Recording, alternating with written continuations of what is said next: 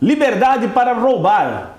Lula afirma a necessidade de rever a ficha limpa e acabar com essa bobagem. O descondenado falou que o Brasil precisa mexer na lei que proíbe condenados de disputarem eleições, ou seja, desde que esteja condenado na segunda instância, né, Gilmar Facchini, Davis Fac. Ele está sentindo que... Agora só vota nele quem realmente...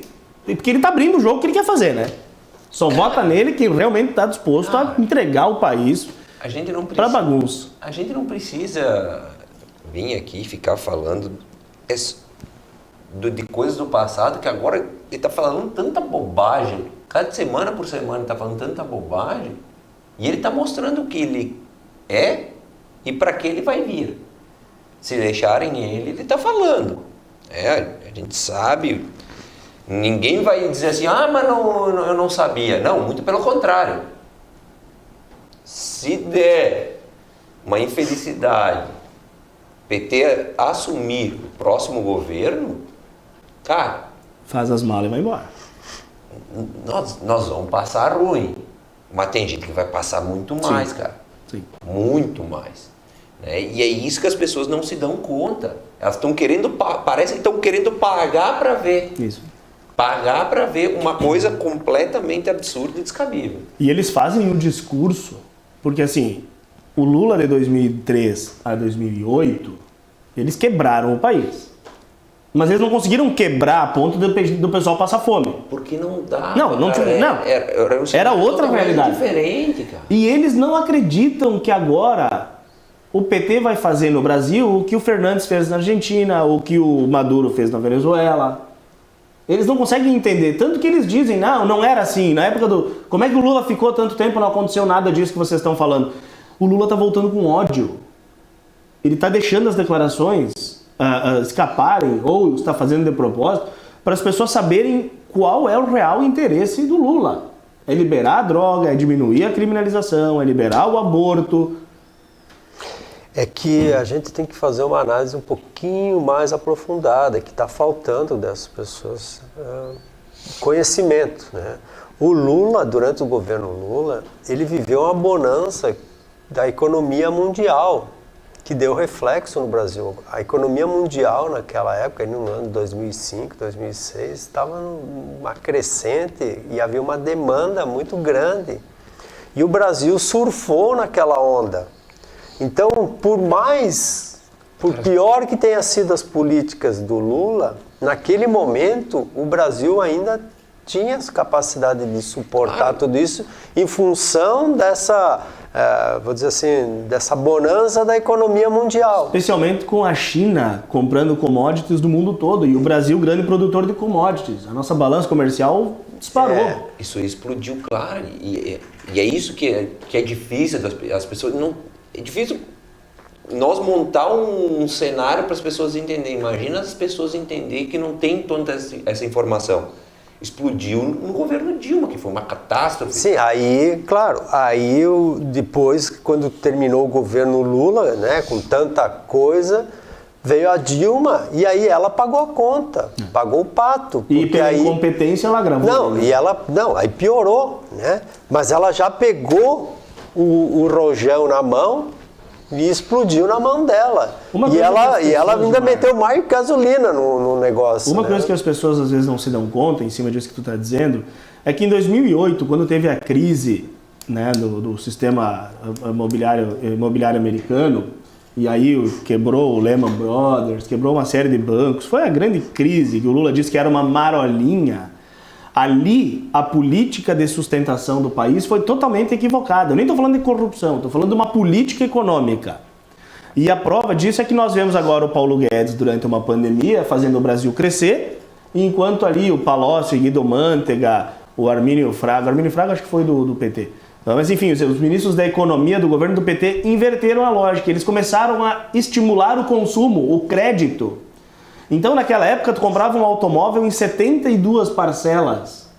Por isso que hoje o brasileiro, mais de 60 milhões de brasileiros estão no SPC.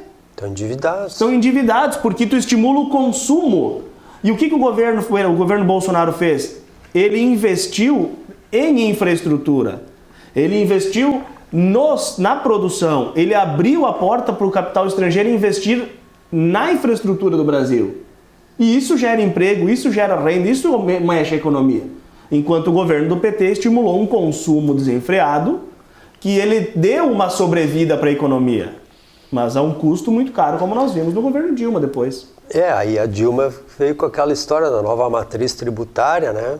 E o Manteiga foi um desastre, né? Abertura de crédito aí, com R$1, tu comprava um carro. Sim. Né? Tinha concessionária que entregava a propaganda, o folheto de venda do carro, com a nota de R$1, ainda tinha a cédula grampeada, que já era a entrada do carro, se tu quisesse lá, né? E aí tu pagava em 72, 100 vezes. Sim. Né? E aí o pessoal se atirou, o brasileiro gosta de carro principalmente, né? E aí se atirou e se endividaram, né? Criaram um problema, taxa de juros começou a ficar altíssima, né? E o pessoal está aí, tanto que a Dilma entregou, né? E o governo dela com quase 14 milhões de desempregados, né? Taxa de desemprego... 14%.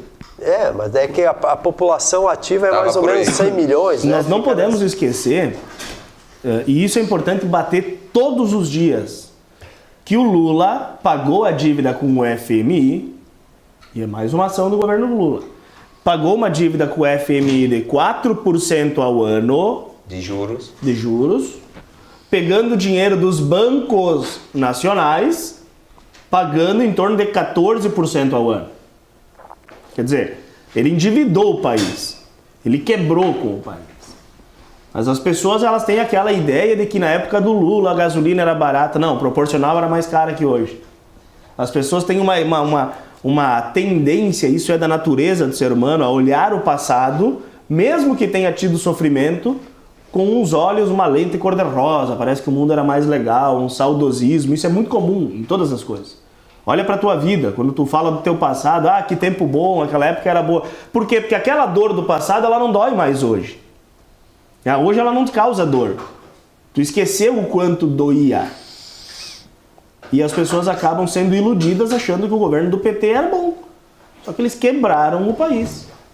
Quebraram, o reflexo tá aí, né? Agora que nós estamos conseguindo, depois de 3 anos e meio, conseguir atravessar uma pandemia, né, uma guerra nesse meio tempo, nós estamos começando a ter frutos positivos.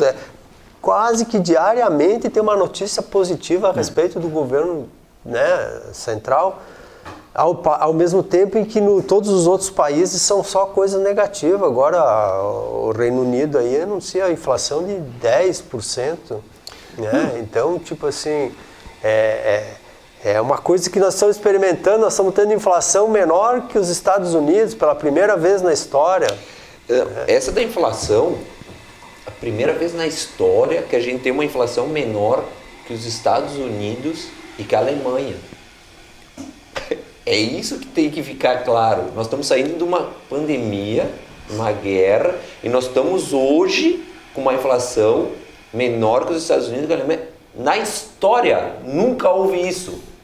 Né? Então, os caras vêm dizer, tá ruim.